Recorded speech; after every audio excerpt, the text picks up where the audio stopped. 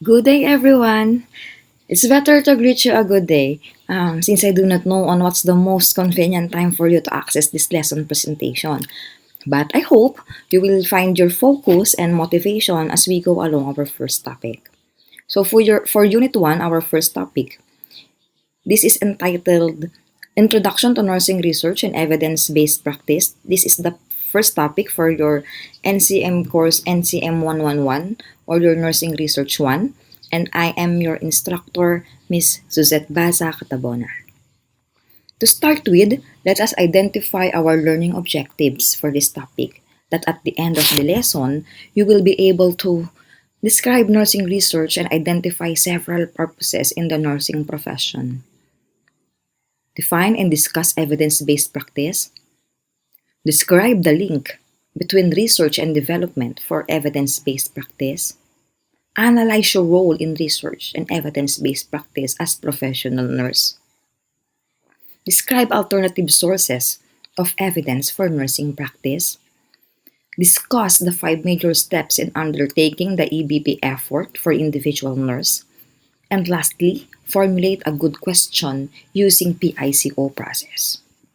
In today's world, nurses must become lifelong learners, capable of reflecting on, evaluating, and modifying their clinical practice based on new knowledge. Nurses are increasingly expected to become producers of new knowledge through nursing research. That is according to Pollitt and Beck of 2004. So you, our dear student nurses, as future nurses, must always be hungry or in search for new knowledge. And as you goes along the search, you must be carefully reflect and evaluate the change that happens in the current nursing clinical practice. As nurses, we are expected to generate new knowledge from nursing research. Okay, in assessing your prior knowledge, I believe that coming from the K-12 education, you've already had a background or you're already conducted a simple capstone or a simple research.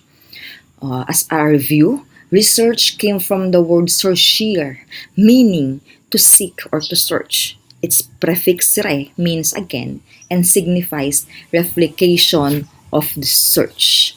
So that is the meaning of research. The big picture here is doing and searching for new meaning to replicate study. In a nutshell, research is a systemic inquiry. So, systemic inquiry, it means that it must be observable and the data is verifiable. It can be validated. How this happens? Okay, in scientific inquiry, you need to remember three criteria. To have a systemic inquiry, you must describe what exists in the nursing practice and discover new knowledge. I will give you an example. For example, your problem would be about the cubitus ulcer or bed sore.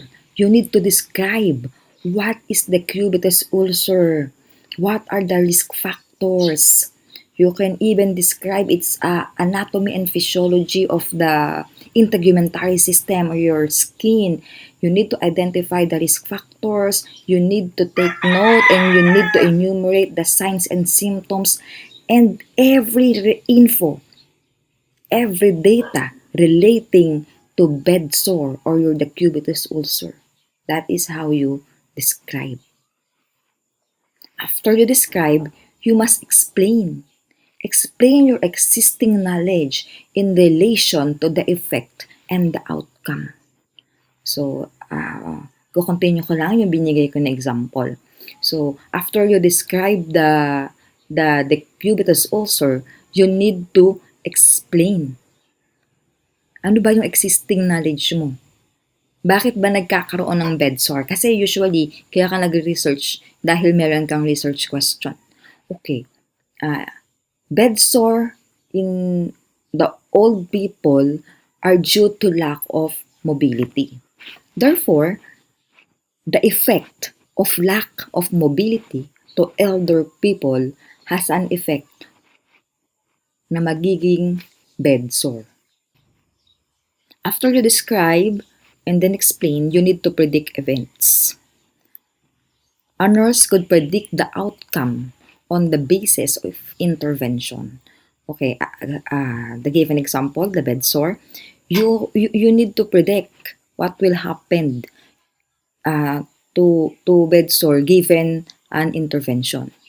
If your outcome is lack of mobility, what intervention you can do to prevent bed sores?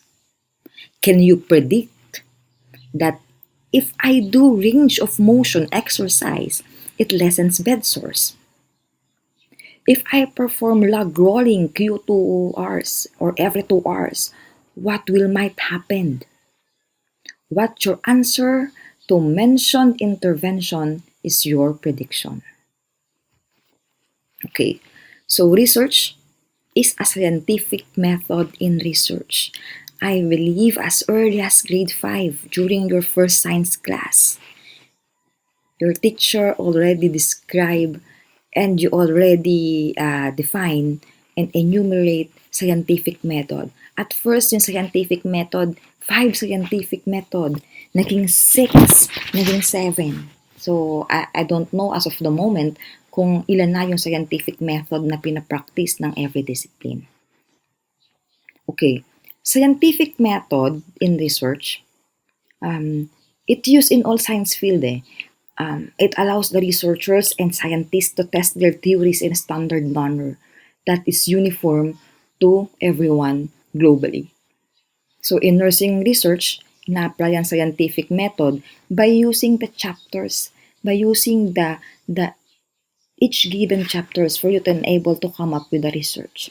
For example, in chapter 1, introduction, background, and rationale of the problem.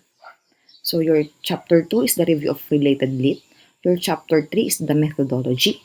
Your number 4 is the analysis, presentation, and the result of your data. And then your chapter 5 of your nursing research would be recommendations and conclusions.